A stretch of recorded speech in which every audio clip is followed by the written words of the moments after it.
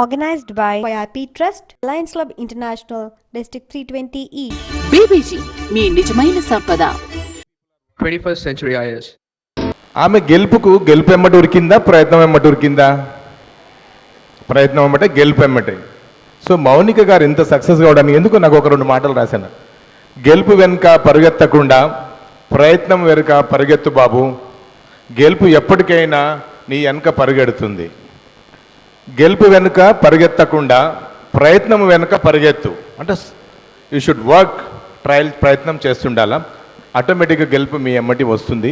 This is Mounika has done.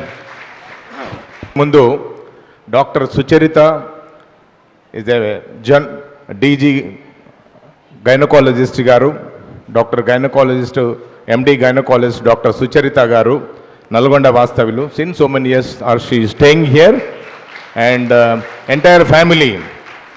Madam గారి husband retired lecturer, madam గారి కొడుకు డాక్టర్, వాళ్ళ డాటర్ కూడా డాక్టర్, కోడలు కూడా డాక్టర్. సో సిన్స్ మార్నింగ్ ఆమె ఓపీని సర్జరీస్ నిష్పెట్టి యాజ్ ఎ స్టూడెంట్గా మన పద్మావతి గారు మేడం పక్కన కూర్చునే తర్వాత మేడంకు she wants to share something about his life, her life. ఒక 10 నిమిషాలు మీతో పంచుకుంటుంది. How I became the doctor and the incident in my life. ఒక 10 నిమిషాలు మాత్రం తీసుకుంటారు. లేటర్ ఆన్ గంపాస్ topic is there. What topic? Being 100%. Being 100% will by the Gampa. Okay, thank you sir. ఈనాటి మన presiding officer lion Raghupathi Neti గారికి, dignitaries, line dignitaries on the dais, of the dais, అందరికీ హృదయపూర్వక నమస్కారం అండి. And a very good evening to you my dear students, boys and girls.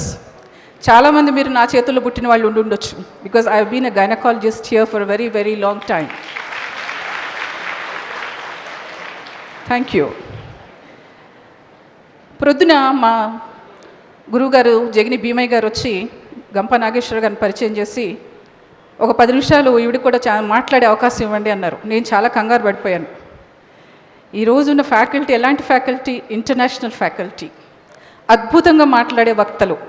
వీళ్ళందరి ముందు నేను మాట్లాడితే ఎంత పేవలంగా ఉంటుంది సార్, ఎవరు వింటారు నా మాట అంటే ఆయన ఏమన్నారంటే, you speak with your heart, నీ మనసుతోటి మాట్లాడు, స్పీక్ విత్ ఆనెస్టీ, అలాగే టెల్ దెమ్ యువర్ స్టోరీ, నీ కథ చెప్పు అన్నారు. సో నేను ఇక్కడ ఫ్యాకల్టీగా రాలేదు, మౌనిక లాగా నా చిన్న స్టోరీ మీకు చెప్దామని వచ్చాను.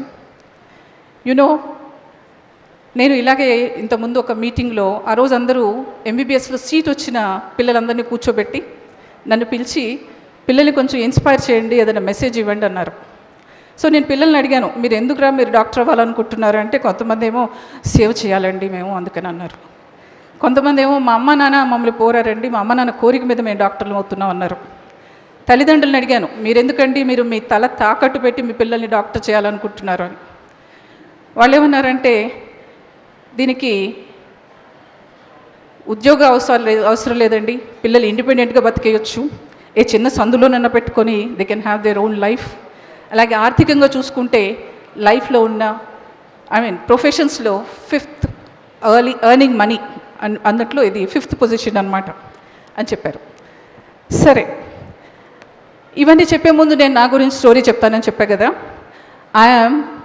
చిన్నప్పటి నుంచి నేను BHL టౌన్షిప్లో పెరిగానండి. నా బాల్యం అంతా అక్కడే. I'm student of Saint yawns school. 1st class నుంచి 5th క్లాస్ వరకు తప్పులు తడకలతోటి 5వ క్లాస్ దాకా చేరుకున్నాను. హిందీ వచ్చేది కాదు, మ్యాథ్స్ వచ్చేది కాదు, ఫెయిల్ అయ్యాను. మా సిస్టర్ నన్ను పిలిచి మా నాన్నగారితో, మీ పిల్ల ప్రమోట్ చేయడానికి పనికిరాదు, మేము డిటైన్ చేసేస్తాం అన్నారు. నాన్నగారు అన్నారు, అసలే ఆడపిల్ల, అందులోని ఎంత పొడుగుంది, వయసు ఎక్కువ కనపడుతుంది, దయచేసి ప్రమోట్ చేయండి అని వాళ్ళ కాళ్ళ వేళ్ళ పడితే సిస్టర్ నన్ను 6th క్లాస్లోకి పంపించారు. పిచ్చి అల్లరి చేసేదాన్ని. మా మాస్టర్, తెలుగు మాస్టరు నన్ను చూసి, ఈ అల్లరి పిల్లకి పనిష్మెంట్ ఏంటంటే she should be made the class leader. అల్లరి చేసే వాళ్ళకి మనం బెత్తం ఇచ్చామనుకోండి, మిగతా వాళ్ళందరినీ మైండ్ చేయాలంటే వాళ్ళు బుద్ధిమంతులుగా ఉండాలి కదా.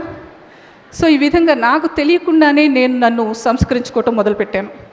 So I started attending school regularly. ఒక్కరోజు కూడా అబ్సెంట్ కాలేదు. బాగా చదవటం మొదలుపెట్టాను. 6th అయిపోయేసరికి 4వ ర్యాంకు, 5వ ర్యాంకు. 7వ క్లాస్కి వచ్చేసరికి పెర్ఫార్మెన్స్ ఇంప్రూవ్ అయింది. 8th క్లాస్కి వచ్చేసరికి కేవలం 10 మందిమే ఆడపిల్లలు, అబ్బాయిలందరూ వెళ్ళిపోయారు. సో 3 సంవత్సరాలు నేనే స్కూల్ లీడర్ని. ఇక లీడర్ అంటే తెలుసు కదా, it has sort of moulded my character. ఇలా నిలబడటానికి, ఇలా మీ ముందు మాట్లాడటానికి కానీ, ఈ కాన్ఫిడెన్స్ కానీ, ఇదంతా what I have learned in my school days. సరే అయిపోయింది. 10th అయిపోయేసరికి I was first in my school, డిస్ట్రిక్ట్లో కూడా ఫస్ట్. గవర్నమెంట్ స్కాలర్షిప్ ఇచ్చింది. అప్పుడు సిస్టర్ బనోజా నన్ను డిటైన్ చేస్తానన్న సిస్టరే మా నాన్నగారిని పిలిచి, అమ్మాయి బాగా చదువుతుంది కదా, ఐఏఎస్కి పంపించండి అన్నారు. నాన్నగారు అన్నారు, ఐఏఎస్ అంటే ఆ హవా కలెక్టర్గా ఉన్నంతకాలమే ఉంటుంది, తర్వాత ఎక్కడో ఏ పేషీలోనో సెటిల్ అవ్వాల్సి వస్తుంది సెక్రటరీగా. అదే డాక్టర్ అయితే ఒక ఇండిపెండెంట్ ఎగ్జిస్టెన్స్ ఉంటుంది వీళ్ళకి అని చెప్పేసి నన్ను ఎంబీబీఎస్ చదవమన్నారు. సరే, నాన్నగారి కోరిక మీదకి ఎంబీబీఎస్ చదవటానికి రెడీ అయ్యా. నాన్నగారు నన్ను పిలిచి, నువ్వు పెళ్లి చేసుకుంటావా చదువుకుంటావా అని అడిగారు. నేను నిజంగా షాకే, ఎందుకంటే అందరూ నన్ను ఎంత బాగా చదువుతుంది ఈ అమ్మాయి అన్నప్పుడు ఈయన వచ్చి నువ్వు పెళ్లి చేసుకుంటున్నారు కదా అని.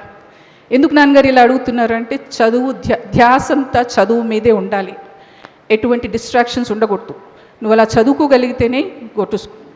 సరే, అలా ఐ గ్యాన్ started going to Saint Francis junior college. మా కాలేజ్లో దగ్గర దగ్గర 100 మందిలో 40 మందికి ఎంబీబీఎస్లో సీట్ వచ్చింది. అంటే మీరు ఆ కాలేజ్ ఎలాంటితో ఊహించుకోవచ్చు. So I got one of the best teachings in saint Francis junior college Secunderabad. ఇప్పుడు నేను చెప్పుకోవాల్సింది ఏంటంటే, నా బెస్ట్ ఫ్రెండ్ రీటా గురించి. పొద్దున్నుంచి వింటున్నాం మనం ఫ్రెండ్స్ మనకి ఎంత ఉపయోగపడతారో అని. సో ఎవరైనా ఫ్రెండ్ ఉండాలంటే మా రీటా లాగా ఉండాలి. మేము 10th వరకు కట్ త్రోట్ కాంపిటీషన్, తను ఫస్టా నేను ఫస్టా ఎప్పుడో పోటీ ఉండేది.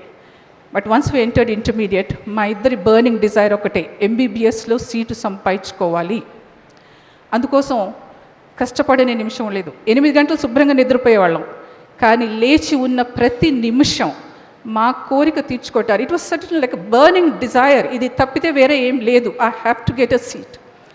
సో ఆ రోజు క్లాస్లో పాఠాలు వినటం, ఇంటికి రాగానే ఆ లెసన్ చదవటం, ఎంబీబీఎస్ ఎంట్రన్స్ పేపర్స్ తీసి ఆ క్వశ్చన్స్ ఆన్సర్స్ చేసుకోవటం, అలా లేచి ఉన్న ప్రతి నిమిషం బస్లో కానివ్వండి, బస్ స్టాండ్లో కానివ్వండి, డిస్కషన్స్. అసలు నిజంగా ఇలా చదివితే సీట్ ఎందుకు రాదండి ఎవరికైనాను? ఆ రోజుల్లో మాకు ఈ ట్యూటోరియల్స్ అలా ఏమి ఉండేవి కాదు. ఒక నెల మటుకు గుంటూరు వెళ్ళి చదివామన్నమాట, రవి కాలేజ్ అని చెప్పేసి. సో ఎంట్రన్స్ రోజు రానే వచ్చింది. నేను బస్సులో వెళ్తుంటే నా పక్కన కూర్చుంది ఒక ప్రెగ్నెంట్ లేడీ, విలేజ్ లేడీ అనమాట. ఆమె కడుపులో బిడ్డ చచ్చిపోయిందంట. ఆమె ఇట్లా కొట్టుకుంటూ, నా పాప చచ్చిపోయింది, నా పాప చచ్చిపోతుంది అని ఏడుస్తుంటే, మీ ఏజో మీకంటే చిన్నదాన్ని, ఇంటర్మీడియట్ కదా, చాలా డిస్టర్బ్ అయిపోయాను. సరే, ఆ డిస్టర్బ్డ్ మైండ్లోనే పోయి ఎగ్జామ్ రాసి వచ్చాను. ఇంటికి వచ్చి నాకు ఆ రోజుల్లో I had a very good memory. ఒక 200 క్వశ్చన్స్ ఉన్నాయి, అవన్నీ రాసుకుని చూసుకుంటే ఒక 20 మార్క్స్ రావట్లా. ఒకటే ఏడుపు, నాకు సీట్ రాదని. ఈ లోపల ఎంట్రన్స్ రిజల్ట్స్ వచ్చినాయి. జోరున వాన, పేపర్లో రీటాకి సీట్ వచ్చింది, నాకు సీట్ వచ్చింది. కానీ నమ్మకం లేదు, పరిగెత్తుకుంటూ వెళ్ళిపోయాం ఉస్మానియా మెడికల్ కాలేజ్కి. అక్కడ ఆఫీస్లో చెప్పారు, అమ్మాయి నీకు సీట్ రావటమే కాదమ్మా, you are the state topper for this year. ఆ సంవత్సరం ఎంబీబీఎస్ ఎంట్రన్స్లో హోల్ ఆఫ్ ఆంధ్రప్రదేశ్లో 200 మార్క్స్కి 176, అంటే దట్ ఈస్ 88%తో I was the state topper. సరే, అలా ఉస్మానియా మెడికల్ కాలేజ్, నాకు పెద్ద డిస్టింక్షన్స్ ఏమి రాలేదు, but I was one of the best students in my class. నాకు కొంచెం అహంకారం ఉండేది, ఆరోగెన్స్ అంటాం కదా, నేను మంచి స్టూడెంట్ని. ఇలా క్లాస్కి ఎవరైనా సరిగా రాకపోయినా, మార్కులు రాకపోయినా, వాళ్ళు ఇంగ్లీష్ సరిగా మాట్లాడలేకపోయినా, కొంచెం ఇంగ్లీష్ మీడియం స్టూడెంట్ కదా, కొంచెం ఇంగ్లీష్ సరిగా మాట్లాడే వాళ్ళని చూస్తే ఏదో రకమైన చులకన భావం అనమాట. ఇదంతా నేను ఎందుకు చెప్తున్నానంటే, నేను ఒకప్పుడు పనికిరాని వాళ్ళు, వెధవలు అనుకున్న నా క్లాస్మేట్స్ అందరూ ఈరోజు యూకే వెళ్ళారు, యుఎస్ఏ వెళ్ళారు, టాప్ ప్రాక్టీషనర్స్గా, స్పెషలిస్టులుగా సెటిల్ అయ్యారు. వాళ్ళకి లాంగ్వేజ్ కానీ ఏమి బ్యారియర్స్ కావు. నేను స్టేట్ టాపర్ని అనుకుని విరగపోయిన నేను ఇలాంటి ఒక చిన్న టౌన్లో ఏదో ప్రాక్టీసు, 4 సిజేరియన్లు, ఒక 5 హిస్టెక్టమీలు చేసుకుంటే సరిపోతుందిలే అని చెప్పేసి నా ఎదుగుదలని నేను ఆపేసుకున్నాను.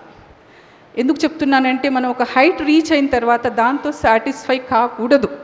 That burning desire should continue to burn.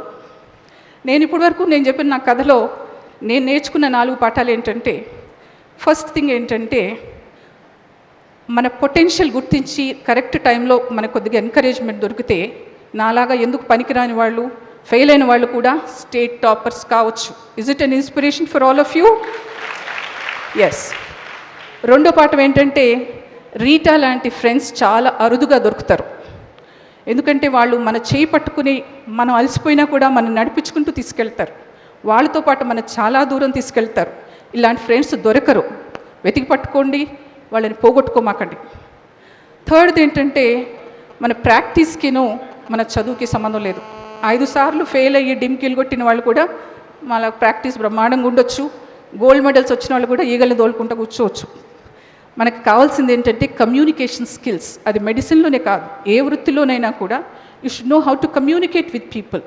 Sympathy, empathy, వాళ్ళు చెప్తుందని వినటం, మనకు తోచిన సలహాలు ఇవ్వటం. It is there in any profession for that matter. ఈ స్కిల్స్ ఉన్న వాళ్ళందరినీ they become very good doctors. మా ప్రొఫెషన్ సంగతి చెప్తున్నాను. ఇంకోటి ఏంటంటే, నేను నేర్చుకున్న 4వ పాఠం, never settle down for mediocrity. మధ్యస్థంగా ఎప్పుడు ఆగిపోకూడదు. Always aim high, dream high, grab all the opportunities you get.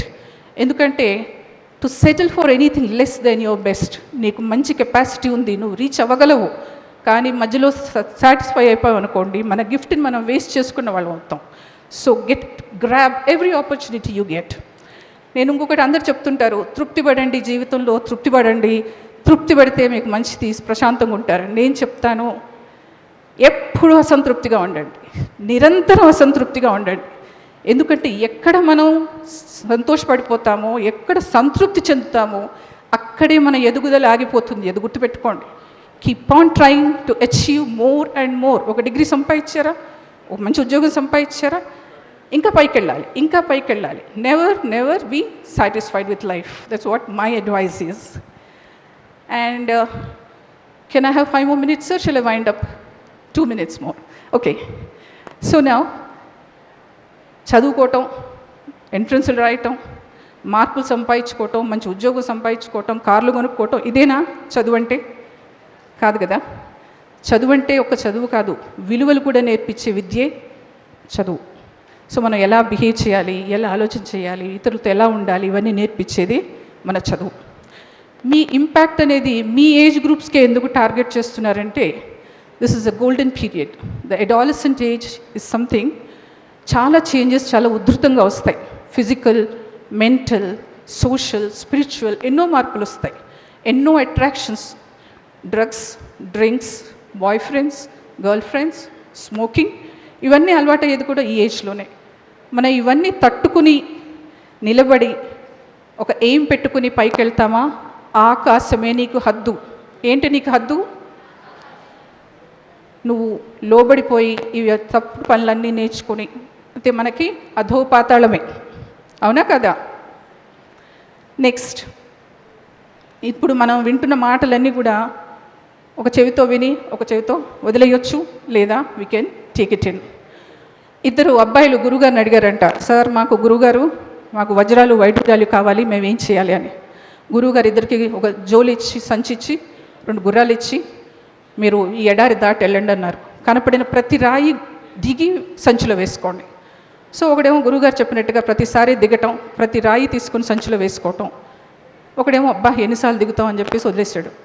అక్కడికి వెళ్ళిన తర్వాత చూసుకుంటే అవన్నీ రాళ్ళు రత్నాలుగా అయిపోయాయి. ఈరోజు మనం వింటున్నన్ని మాటలన్నీ మనం చెవితో వదిలేసామనుకోండి, అవన్నీ రాళ్ళుగానే ఉండిపోతాయి.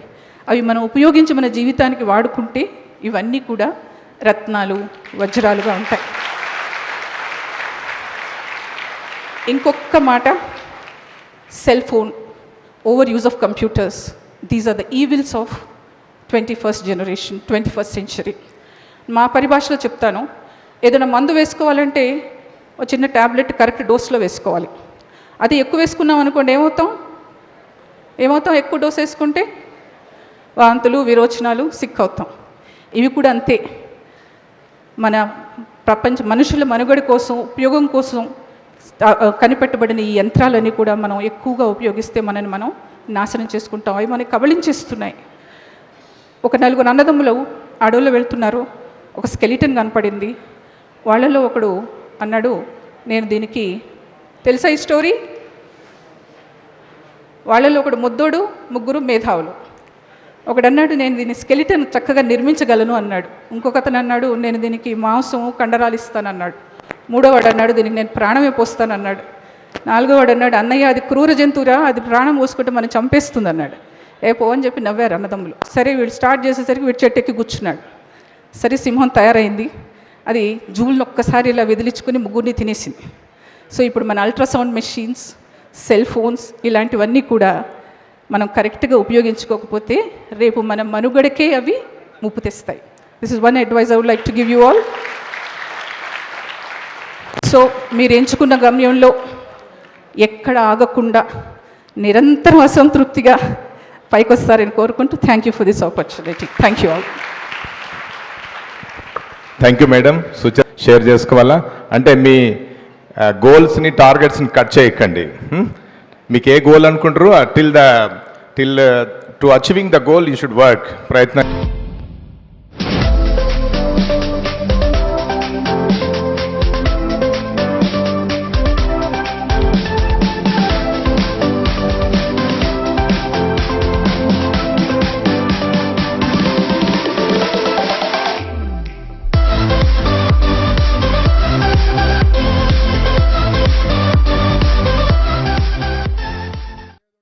भारत माता के, भारत माता के, भारत युवा शक्ति के